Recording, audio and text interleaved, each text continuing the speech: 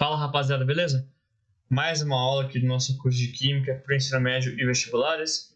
Meu nome é Matheus, professor aqui no curso e dono desse canal. E hoje, nessa aula 5, a gente vai continuar expandindo o que a gente sabe, usando tudo que a gente viu nas aulas passadas. A gente vai tentar entender agora alguns tópicos que todo mundo quebra a cabeça para entender, que geralmente é ensinado do jeito mais difícil. Mas a gente vai ver que do jeito certo a gente consegue entender esses conceitos em alguns minutos. Na aula de hoje, a gente vai entender mais sobre o que é massa molar, estequiometria, rendimento e pureza de reações químicas. Lembrando um pouco da aula 4, a gente viu que substâncias químicas podem se combinar para gerar novas substâncias, e isso é a definição de reação química. E essa reação pode ser descrita de modo genérico do jeito que está representado agora. A mais B, ou os reagentes, se juntando para formar C mais D, reagindo para formar C mais D, os produtos. Essa é uma representação simples, até porque a gente está numa parte mais simples. A gente vai ver que tem coisas mais complicadas acontecendo ali, um pouco mais complexas, mas por enquanto vamos ficar no fácil. Lembrando também da aula 3, se você não viu, eu recomendo que veja, que a gente descobriu, a gente começou a entender como contar coisas do mundo atômico. Qual é a nossa ferramenta para contar coisas em que as partículas são tão pequenas que a gente nem consegue ver porque é elas que compõem todas as coisas. O que a gente vai usar para contar elas? O mol. O mol, para quem não lembra, é igual a 6 vezes 10 a 23. O mol de átomos, 6 vezes 10 a 23 átomos. O mol de computadores, 6 vezes 10 a 23 computadores. E assim por diante. Lógico que um número absurdamente grande como esse só faz sentido quando você conta coisas minúsculas, extremamente pequenas, como átomos e partículas pequenas de modo geral. Além disso, o Avogadro, que descobre o que é o mol, ele formula o que é o mol, ele consegue começar a ter características de átomos e outras partículas através do comportamento delas como um todo. Por exemplo, pesando 1 mol de gás hidrogênio, ele conseguia ver que esse 1 mol, que estava dentro de um cilindro, dentro de uma caixa, vamos dizer assim, pesava 2 gramas. E com isso ele consegue o primeiro avanço na área da matemática, que está na química, das contas que envolvem química, que é a massa molar. Essa base do experimento, das tentativas que o Avogadro fez, é a base para entender isso aqui. O que é a massa molar? A massa molar vai dizer o seguinte: em uma quantidade de mols, qual que é a massa que eu tenho? Quanto que eu tenho daquela coisa? Então, por exemplo, o Avogadro aqui ele viu que 1 mol de gás hidrogênio pesava 2 gramas. Isso quer dizer que em 2 gramas de gás hidrogênio eu tinha 1 mol. É a mesma coisa. É simplesmente falar a mesma coisa.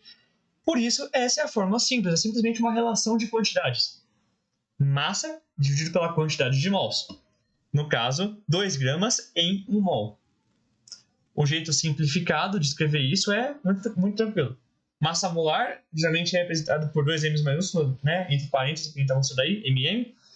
A massa que você tem em gramas é representada por M, e a quantidade de mols, ou o número de mols que você tem, é representado por N. E como que a gente faz a medida disso? Se massa é medida em gramas e mols é medida em número de mols, a quantidade de mols é medida em número de mols, a massa molar vai ser medida, a unidade de medida da massa molar vai ser grama por mol, grama sobre mol. E outra informação importante para a gente agora. Essencialmente, existem 3 estados físicos que a gente mais foca quando estuda reações químicas. Tem outros, mas a gente foca em 3: sólido, líquido e gasoso. E nas reações, a gente vai ver isso agora, há jeito de representar esses estados físicos. Como eu sei se aquela substância está no estado sólido, ou no líquido, ou no gasoso, só olhando a reação química? Existe um sisteminha de siglas, de representações que a gente usa, em que G é gasoso, representa estado gasoso, L minúsculo representa líquido e S representa sólido. E como uma reação eu posso saber isso? Essas letras aqui, G, L, S, gasoso, líquido e sólido, vão ser colocadas entre parênteses do lado das substâncias. Então, como que eu sei que O2 é um gás? Se eu não soubesse isso. Tem um G ali do lado do O2. Isso quer dizer que ele é um gás. O H2 é a mesma coisa, é o gás hidrogênio. Mesmo se eu não soubesse disso, esse G do lado mostra isso para mim. E a água? A água, no caso, vem seguida de um L minúsculo. Isso quer dizer que ele é um líquido. E essa é a reação da água com um pouco mais de detalhe. 1 mol de O2 com 2 mols de H2, vão dar origem a 2 mols de água, de H2O. Agora a gente pode atribuir esses números que estão do lado, né? Esse 1O2, esse 2H2 e o 2H2O, como as quantidades em mols de cada substância na reação. A gente pode ler exatamente desse jeito. 1 mol de O2 com 2 mols de H2 dando origem a 2 mols de H2O. No caso, a gente consegue perceber que para a gente conseguir formar isso do jeito certinho, tem que ser 1, 2 e 2, né? 1 mol de O2, 2 mol de H2, 2 mol de H2O. E por que isso? De um lado, a gente tem O2, 2 oxigênios. Do lado dos produtos, temos 2H2O, 2 oxigênios.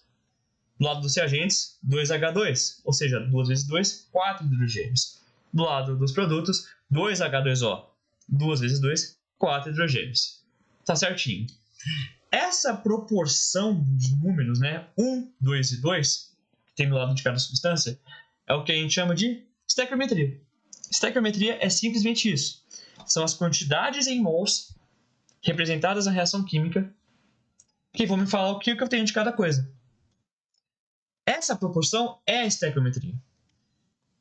E como que a gente pode ver se a estequiometria está certa? Porque a estequiometria é uma proporção, mas não é porque alguém escreveu uma proporção que ela vai estar automaticamente certa. Quais são os princípios que a estequiometria tem que seguir para ser considerada válida? Se você pegou a minha dica, que eu falei quase agora, de contar os átomos, você já entendeu o que a gente vai fazer agora. A massa molar do oxigênio, do gás oxigênio, O2, é igual a 32 gramas. A do H2, gás hidrogênio, é 2 gramas. E a da água, H2O, é 18 gramas. Eu tenho 1 mol de O2, certo? Lembrando que agora, relembrando e reforçando o que eu falei na aula de reações químicas, quando não tenho nenhum número do lado da substância, quer dizer que a quantidade de mols dela na reação é igual a 1. Então, 1 mol de O2, 32 gramas, vão se juntar com 2 mols de H2. Se 1 mol de H2 pesa 2 gramas, 2 mols vão pesar 4 gramas.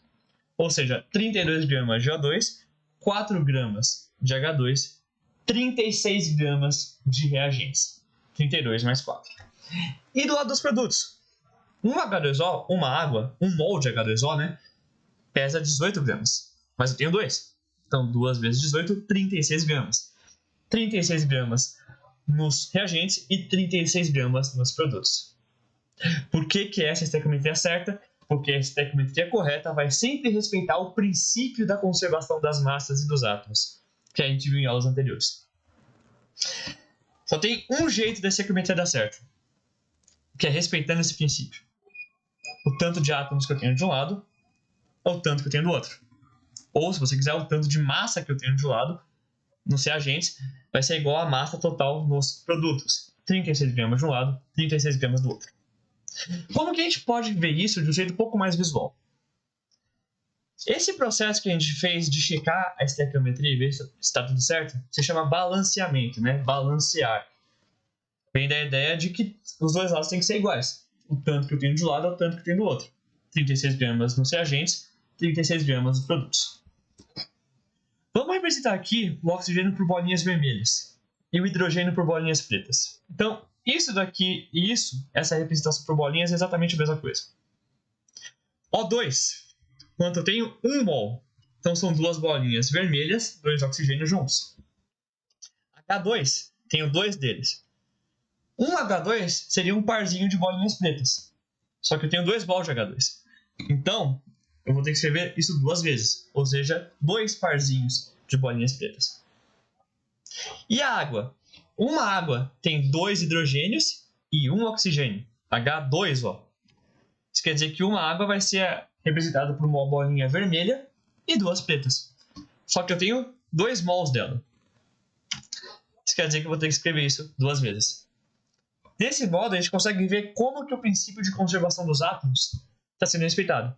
Eu tenho 2 bolinhas vermelhas de um lado, dos reagentes, e 2 bolinhas vermelhas do lado dos produtos. eu tenho 4 bolinhas pretas do lado dos reagentes e 4 bolinhas pretas do lado dos produtos.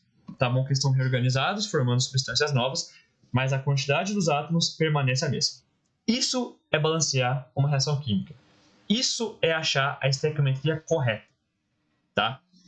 No começo, se você gostar dessa representação por bolinhas, pode usar à vontade. Eu comecei a fazer isso quando estava aprendendo, deu super certo. Então, assim, se você é uma pessoa mais visual que nem eu e gosta de fazer por bolinhas, pode fazer, não tem problema nenhum. Só que a reação química, no papel, ela parece ser muito perfeitinha, né? Tudo acontece bem, eu consigo prever exatamente quanto que eu vou ter de cada coisa. Mas o mundo real não é muito bem assim.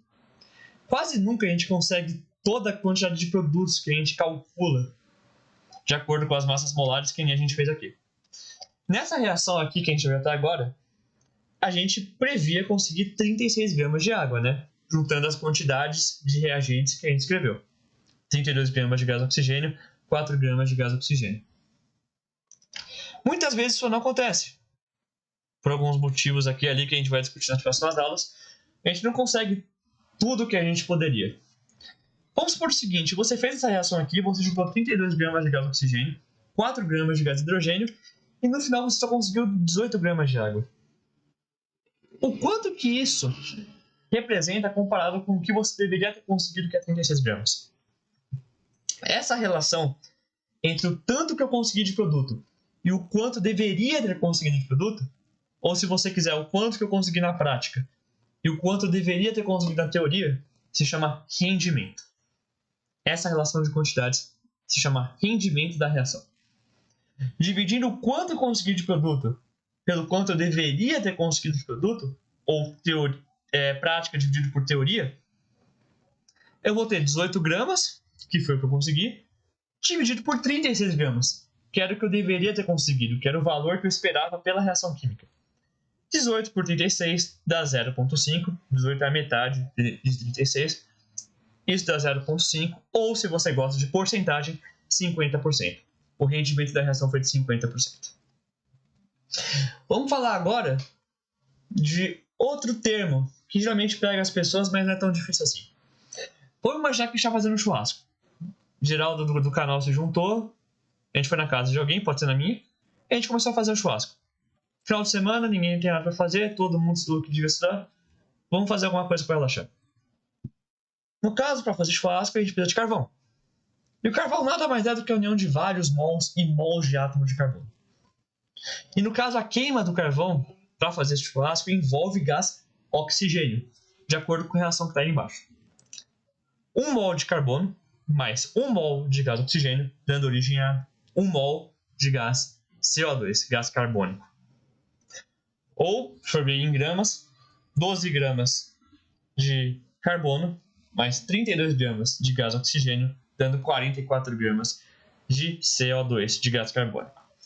De novo, reforçando o que a gente falou até agora, do lado dos reagentes, 12 mais 32, 44 gramas. Do lado dos produtos, 44 gramas de CO2. Até porque, né, dá pra ver que é uma junção simples de coisas, né? C mais O2 dá CO2. Olhando os átomos, por consequência, um átomo de carbono nos reagentes, um átomo de carbono nos produtos, 2 átomos de oxigênio nos reagentes e 2 átomos de oxigênio nos produtos. Tá tudo balanceado. A estequiometria tá certa. Mas vamos supor que eu te dou 100 gramas do que eu falo que é carvão puro. Só tem carvão, 100 gramas só de pedra de carvão. Mas na verdade, só tem 60 gramas de carvão ali. Eu fiz uma besteira, o vendedor da loja me enganou e só tinha 60 gramas de carvão ali. Estava adulterado. O resto era, sei lá, pedra preta, tipo mármore, só para me enganar. Ou seja, ele me falou que tinha 100 gramas e eu só recebi 60 gramas. A pergunta que é, o quanto de carvão tem de verdade? Qual que é a pureza desse reagente que é o carvão? A pureza, num raciocínio um pouco parecido com o rendimento, é simples até. É a relação entre o quanto eu tenho de verdade e o quanto eu deveria ter. Eu tenho de verdade 60 gramas, mas em teoria eu recebi 100 gramas. Então a pureza vai ser 60 gramas dividido por 100 gramas, isso é 0,6. Ou se de novo você gosta de porcentagem, esse carvão está 60% puro. Então, qual que é a diferença principal, já nessa tudo porcentagem, tudo divisão, de rendimento e pureza? Rendimento, muitas vezes, está mais associado aos produtos, o quanto eu consigo de produtos, né? A quantidade de produtos. Enquanto a pureza está mais ligado à quantidade inicial de reagentes, tá? Esse de modo geral, tá?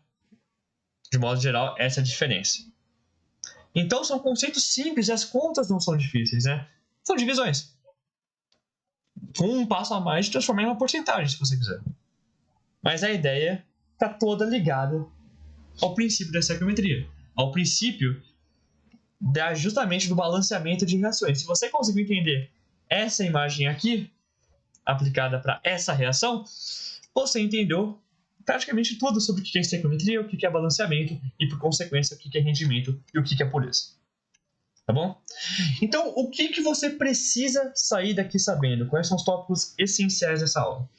Primeiro, a gente viu o que é massa molar, que é a relação entre a massa de uma substância, que a gente representa por M, e o número de mols que está ali contido, né? Que tem nessa massa, que a gente representa por N.